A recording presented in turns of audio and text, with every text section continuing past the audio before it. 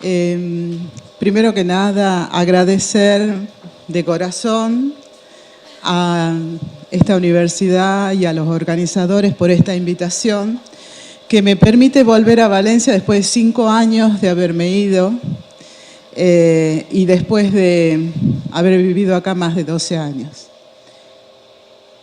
Mientras se baja la pantalla, decirles que ayer quedé realmente fascinada de ver ese evento y el significado político e histórico que tiene. Yo estudié la Huerta de Valencia y como todo estudio de planificación y prospectiva, siempre hacemos 3 escenarios, ¿no? El tendencial, que las cosas siguen como están, el pesimista, que las cosas empeoran, y el optimista, que es lo que los planificadores deberíamos hacer o la sociedad para que las cosas mejoren. Y bueno, estamos en el escenario optimista y por lo menos a nivel de la huerta, la protección de la huerta, el cambio de modelo y eso es para festejar. Si alguien sabe cómo proyectar. Bueno, les cuento mientras tanto, yo soy arquitecta, mi profesión de origen es arquitecta. Y cuando me vine a hacer mi doctorado en el año 97 acá, desde ese año yo más o menos estoy en Benimaclet y me venía al Politécnico caminando. Ya Ramón Pérez se ríe porque siempre cuento la misma anécdota. Yo soy de una ciudad, de una provincia de Argentina que es Tucumán. Y mi paisaje ha sido ciudad citrus. Perdón, ciudad caña de azúcar e ingenios, ¿no? Ese era el paisaje urbano-rural. Y después se empezó a hacer ciudad caña de azúcar, citrus, pero limón. Cuando yo vine a la Huerta de Valencia, me fui a vivir a Benimaclet y venía caminando al Politécnico, yo quedé realmente fascinada con ese paisaje de la huerta que ustedes tienen. Eso me llegó al corazón, me encantó, no podía creer que existiera algo así. Y a lo largo de los años, el camino que yo hacía de Benimaclet aquí, entre cebollas, alcachofas, nunca había visto una planta de alcachofa, ni la flor de la alcachofa, se fue perdiendo. Y empezaron las autopistas, empezaron esos nudos viales, las urbanizaciones y demás. O sea, yo viví esa pérdida en esta pequeña porción y eso decidió que mi nueva orientación de investigación y de tesis doctoral fuera la Huerta de Valencia. Y no la Huerta de Valencia necesariamente desde el punto de vista agronómico ni de planificación, sino de lo que significaba para la ciudad tenerla o no tenerla. Básicamente, a partir de la lectura y de la puesta en valor y de la mirada sobre los movimientos sociales que defendían la huerta. Yo decía, si este es un patrimonio de 1000 años, si es tan valioso y se pierde tan aceleradamente, ¿qué está pasando? ¿Cómo se puede revertir eso? Esas eran más o menos mis preguntas de investigación. Bueno, capaz que tengo que hablar sin el PowerPoint. No se conecta. Bueno, yo puedo hablar lo mismo. Entonces, mi pregunta de investigación fueron esas. ¿Por qué algo tan valioso para una sociedad, para otra parte de la sociedad, es tan poco valioso? ¿Y cómo hacer para revertir esas tendencias que iban cada vez peor? Y yo agradezco muchísimo porque la gente de la huerta, la Unión de Labradores, las asociaciones, los productores, fueron muy generosos con el conocimiento, compartimos conocimientos, hicimos una experiencia de co-construcción de conocimiento, que es lo que creo que hay que seguir haciendo.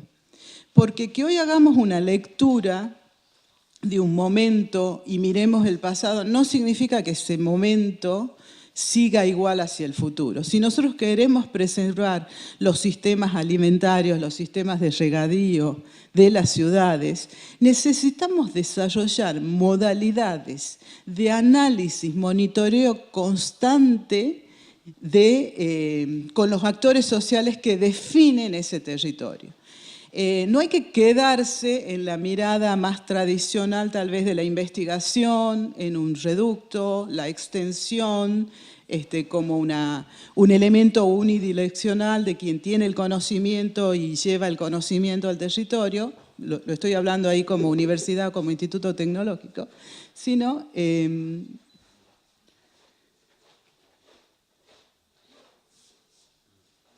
no hay forma.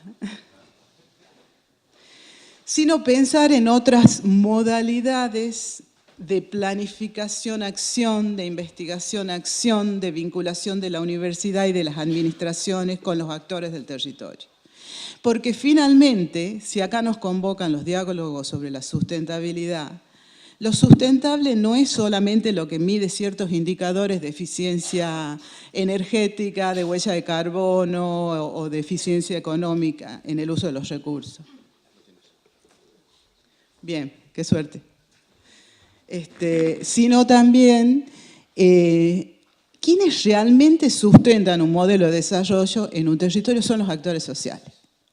El concepto de sustentabilidad es ese. Es los actores convencidos con un cierto modelo negociando, resolviendo conflictos, y esa es la gran lectura de la Huerta de Valencia. Esa huerta histórica de 1000 años es un territorio inteligente en el cual los actores sociales que disputaban el agua desarrollaron tecnologías, infraestructuras, métodos y hasta organizaciones como el Tribunal de las Aguas para regular los conflictos. Si nosotros queremos tener un sistema alimentario sustentable en el tiempo, ahora tengo que redondear esta idea para pasar al PowerPoint, necesitamos cambiar la forma en que abordamos la lectura, la comprensión y la gobernanza o la decisión de los elementos con los cuales actuamos en el territorio. La sustentabilidad, si no tiene los actores sociales participando en la toma de decisiones de lo que va a pasar ahí, como fue antes, ¿no? Los actores sociales resistían el modelo, no eran partícipes de la toma de decisión. Y ellos lograron mantener de algún modo esa sustentabilidad histórica porque defendieron una gran porción de huerta. Bueno, eso era como un poco el final, pero empecé por ahí. Acá voy a dar unas pinceladas. Este tema es muy amplio, es muy complejo, tiene muchas dimensiones. Entonces yo con dejar algunas poquitas ideas claras, en 15 minutos ya lo tengo que hacer más rápido. Acabar con el crecimiento sin límites es una idea clara. No podemos seguir entendiendo que cualquier variable que crece es buena por sí misma. Ya lo vienen diciendo, de los años 70, en un mundo finito, no podemos seguir creciendo. El crecimiento no es una buena noticia. Estamos ahí. Y si la proyección, esto de los escenarios tendenciales, ¿no? Si la proyección sigue en este planeta consumiendo recursos y aumentando la huella ecológica, el futuro, el 2050, cuando seamos 9.000 millones, necesitaremos más de 2,5 planetas para sostener este modelo de vida. La sustentabilidad radica en poner freno, torcer el rumbo, cambiar y dejar de pensar que el crecimiento por sí mismo es bueno. Bueno, esto, ¿no? El paisaje que me sedujo, la tesis que se produjo. Yo no voy a hablar ahora de Valencia, ya eso está escrito y en estos últimos 5 años no he reeditado, pero sí de las proyecciones que tiene la Huerta de Valencia en otras acciones que estamos desarrollando. Al entender este paisaje, al entender estas dinámicas y lo que significa, pasé a Argentina, eso es Córdoba, y pasé a trabajar con, ¿no se puede apagar un poquito más la luz esta? Y pasé a trabajar con sistemas parecidos, ¿sí? Alrededor de todas las ciudades, mejor dicho, las ciudades crecieron donde había posibilidades de desarrollar sistemas alimentarios. Y acá me voy a referir a 2 elementos que son alimentación básica. Los alimentos propiamente dichos, frutas, hortalizas, proteínas, pero también el agua. El territorio también nos da un alimento básico sin los cuales la vida humana es imposible, el agua. Y lo que vi, y lo aprendí en la Huerta de Valencia, es que las tendencias de crecimiento de estas ciudades con la lógica del capitalismo, de la reproducción del capital, y no con la lógica de la sustentabilidad, siempre nos llevan a un escenario tendencial en el cual la ciudad se come la huerta, se come los sistemas de regadío. Si eso pasaba en 1000 años de historia en el Gran Valencia, yo vi lo mismo en una ciudad como Córdoba que tiene 400 años de historia. Ahí se ve la misma lógica de crecimiento en menos de la mitad del tiempo. Y esto es igual en todas partes, con el agravante, en el caso de Córdoba y de muchas ciudades argentinas que son pedemontanas, ven esa franja roja, significa que además está invadiendo, muy bien, muy bien. ¿Ah? Bueno, hoy hemos estado un poquito con la tecnología. Bueno, invadiendo la zona pedemontana. Cuando se invade la zona pedemontana, como de esta forma, se invade los sistemas de cuenca y los sistemas de producción del agua. Entonces, sustentabilidad en los sistemas alimentarios significa garantizar que el territorio tenga agua y tenga capacidad de producción de alimento, o sea, no solo suelo y demás. Bueno, este es Buenos Aires, el Gran Buenos Aires. Esa lógica del crecimiento que crece, que crece, que crece, que no hay un límite, lo van a encontrar. Era la lógica que tenía Valencia, era la lógica que tenían las ciudades españolas y la van a encontrar en toda América de norte a sur. Y el crecimiento, la sustitución es de lo que eran unos sistemas productivos, esto es Córdoba, con frutales, con durazno, con hortaliza, pasar a, en el caso de allá, countries. Acá serían urbanizaciones, pero allá es mucho peor porque hay segregación social. Countries, barrios cerrados, donde los ricos no se juntan con los pobres. Bueno, otro concepto es este del alimento de proximidad que hace a la sustentabilidad de los sistemas. Ayer ya se habló, no voy a extenderme más, pero lo que estamos viendo, las dinámicas, si Córdoba está, digamos, en ese anillo cercano, Córdoba y su cinturón verde, nosotros no le llamamos huerto, le llamamos cinturón verde, tenía más o menos 30.000 hectáreas, como la huerta de acá, quedan menos de 10.000, como el proceso de acá. O sea, el proceso de pérdida es bastante similar. Tenía sistema de regadío, no tan fantástica como las acequias de Valencia, pero tenía un sistema de gobierno del agua y distribución del agua. Lo que estamos viendo es que los agricultores que pueden se deslocalizan y se van a, digamos, localidades más pequeñas donde pueden seguir. Digo los que pueden porque tienen que tener una cierta capitalización. El agricultor familiar que está descapitalizado no puede hacer ese movimiento. Entonces, se van perdiendo agricultores, se van perdiendo tierras agrícolas. Y el sistema, por las leyes del mercado, se reconvierte, se estira, se aleja, aumenta la distancia de transporte de los alimentos.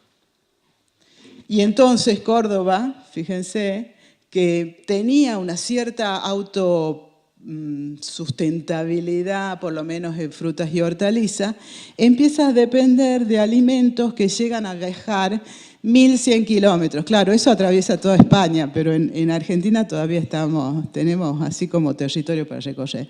Entonces, cuando pensamos en el sistema alimentario de ciudades, y nosotros desde el INTA estamos ya elevando un poco la lectura, no solo una ciudad, sino el sistema de ciudades y cómo se alimentan hoy y cuál es la tendencia de abastecimiento de las ciudades del país. Y entonces vemos estas irracionalidades que acá también existen en Europa con distancias más cortas, pero estas irracionalidades de que este concepto de proximidad se va perdiendo y se va dependiendo cada vez más de la producción de alimentos de otros territorios. Y si nosotros miramos, por ejemplo, las cuencas, digamos, de producción frutícola de Argentina, serían esas manchas negras, el punto rojo es Córdoba, y esas dinámicas que les estoy contando son Córdoba, vemos que está pasando lo mismo en todos los grandes sistemas frutícolas. O sea, está en crisis el modelo. Está en crisis, se están perdiendo, no tenemos cuantificado cuánto se está perdiendo, ni tenemos cuantificado cuánto nos queda. Y el único punto que está creciendo es la ciudad de La Plata, que ya les voy a contar. Y si a eso superponemos la capa, porque siempre nosotros tenemos que hacer prospectiva, ¿no? En esto estamos siempre tratando de anticiparnos al futuro. Si superponemos los escenarios de cambio climático, esas son algunas de las tendencias en Argentina, sequía, retroceso de glaciales, desertificación, inundaciones en otros casos, aumento de las temperaturas medias. Para los agrónomos, ustedes saben que eso va cambiando muchísimo los sistemas productivos, el escenario se está volviendo muy crítico. Entonces, la pregunta es, ¿qué va a pasar en el futuro? Y lo que les decía de La Plata es que la tendencia de crecimiento, esto que les decía como elemento no positivo de La Plata, si ustedes miran, el área urbana de La Plata en el 95 es así, esa marroncita, en el 2015 es la roja, y todos los puntitos blancos, eso es invernáculo. Con un sistema bastante poco socialmente justo, éticamente es justo, ecológicamente sustentable, o sea, hay gravísimos problemas. Ahí estuvimos recorriendo con gente de la Universidad Internacional Tierra Ciudadana, mostrándole, ¿no?, que ese modelo de crecimiento, como Almería acá hace unos años atrás, ¿no?, se basa en la explotación de la familia productora, en un uso absolutamente intensivo y desaconsejable de agrotóxicos, etc. Con el agravante de que por la escala ya estamos hablando de 10.000 hectáreas de plástico que crecen espontáneamente, distinto a Almería, que es seco, ahí es lluvioso, y bueno, ya está empezando a tener incidencia, y ya hay tesis que dan cuenta de que han tenido y tienen incidencia en los problemas de inundaciones, muertes y demás del territorio. O sea, el crecimiento del sistema alimentario además está generando otro tipo de impacto a lo ya conocido. Y el modelo es eso, ¿no? Ustedes lo tienen en España. La tendencia es esa, pero con otros condimentos. Y la otra pregunta que me parece de fondo es ¿quién produce los alimentos? Ayer la gente, representante de los agricultores lo decían. Acá si no está y lo dije al principio, si no están los actores sociales, ¿cómo vamos a mantener un sistema alimentario sustentable si no sabemos qué necesitan los agricultores, qué piensan, cómo se los puede ayudar a desarrollarse y demás? O sea, son actores clave en la toma de decisiones. Y en el caso de Argentina, uno de los diagnósticos de Valencia era el problema del recambio generacional.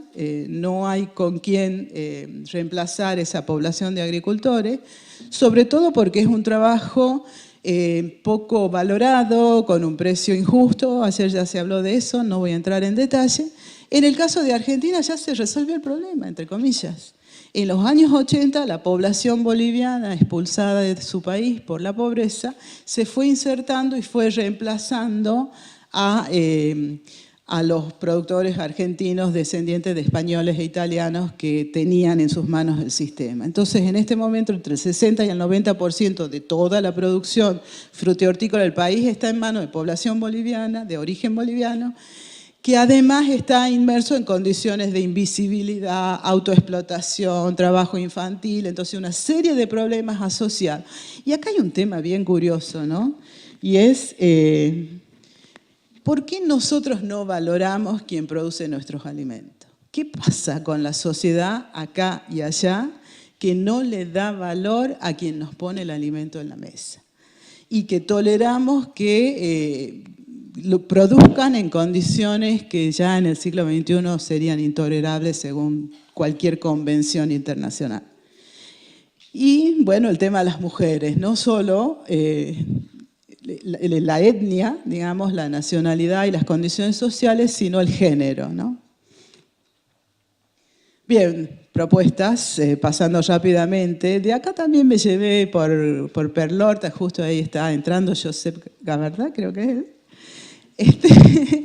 Me llevé una idea que él tenía y que yo sé que ahora se está desarrollando, esto del observatorio de la huerta. Y yo dije, bueno, si nosotros tenemos estos sistemas agrourbanos, me gustó también la definición de ayer, tan desconocidos, tan poco estudiados, tan desvalorizados, deberíamos generar un observatorio.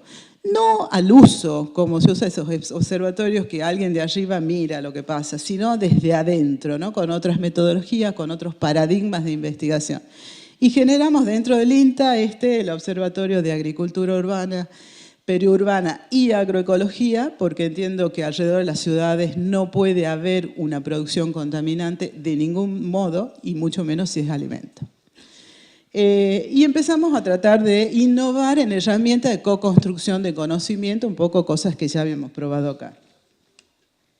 Y con el paradigma ¿no? De que estos territorios son muy complejos, hay muchos actores, son cambiantes, son dinámicos, y el viejo paradigma de la planificación de gabinete, de técnicos especialistas que definen el futuro de un territorio, no funciona. No funciona, hay que encontrar otras mecánicas para interactuar con los sistemas complejos. Y entonces, bueno, armar ser parte de las redes, pero conscientemente y planificadamente. ¿Cómo podemos insertarnos en los procesos desde institutos tecnológicos o desde universidades como son las que nosotros trabajamos? Básicamente superar la fragmentación y poner en diálogo, ¿no? Conversar, decían ayer, me encantó. Y empezamos a desarrollar este tipo de talleres con los productores, con distintas instituciones para tratar de entender qué le está pasando a estos sistemas productivos con metodologías de mapeo participativo y demás. Les cuento que estamos empezando muy de abajo porque la información de base es prácticamente cero. El último estudio que se hizo del sistema es del año 95. Esto es otro de los lineamientos en los que estamos trabajando, que es cómo incidimos en un escenario al cual desearíamos llegar, ¿no?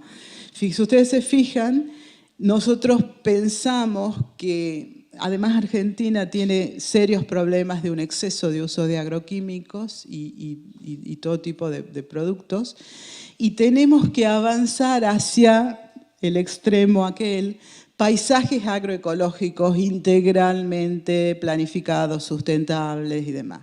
Ese pasaje es así como una visión de futuro muy difícil de llegar, pero no importa tanto llegar ni dilematizar entre los convencionales y los agroecológicos o ecológicos, sino pensar cómo podemos ir gradualmente, pasar de un sistema extractivista, explotador y muy contaminante y destructor de los recursos naturales, hacia sistemas donde, interactuando con la sociedad, vamos logrando mejores niveles de ecologización del sistema en un sentido amplio. Pensando también en la ecología social, ¿no? Bueno, eso es toda una teoría y toda una práctica de ir incluso resolviendo con los productores, los técnicos con los productores, a ver cómo en lugar de aplicar, ya termino, cómo en lugar de aplicar producto, mezcla de productos, lo que se puede hacer sea ir reconfigurando el sistema biológicamente, con la biodiversidad. El tema de los canales cortos de comercialización ya es un tema que está bastante instalado, no hay novedad, ferias agroecológicas, pero no resuelven la comercialización masiva, pero sí que ayudan al precio justo. Y me voy a detener un poquito en esto que es la última diapo, que es esta nueva mirada del territorio desde el punto de vista de si queremos regenerar estos territorios bastante devastados, no solo es limitar el crecimiento de la urbanización, no es solo controlar estas dinámicas muy destructivas, no es solo organizar a la sociedad, concientizarla sobre los problemas ambientales y demás, sino también restaurar ecológicamente el sistema. Y yo cuando estudiaba el tema de la huerta me decían, ¿no? Cuando las acequias no tenían cemento, había hábitats para insectos benéficos y había una biodiversidad en la huerta que era mucho mejor que tal vez la de ahora, ¿no? Entonces, la necesidad de reconfigurar, ya está, termino, la necesidad de reconfigurar biológicamente los sistemas y trabajar, pasar de tecnologías de insumo, pongo veneno, me tomo pastillas para tener salud, o pasar a una tecnología de proceso, ayudo a la naturaleza o me apoyo en la naturaleza. Y rediseñar conceptualmente esos sistemas, recomponer esos equilibrios, esos biocorredores y demás. Toda una teoría nueva sobre cómo trabajar los sistemas la sustentabilidad de estos sistemas alimentarios. Bueno, muchas gracias.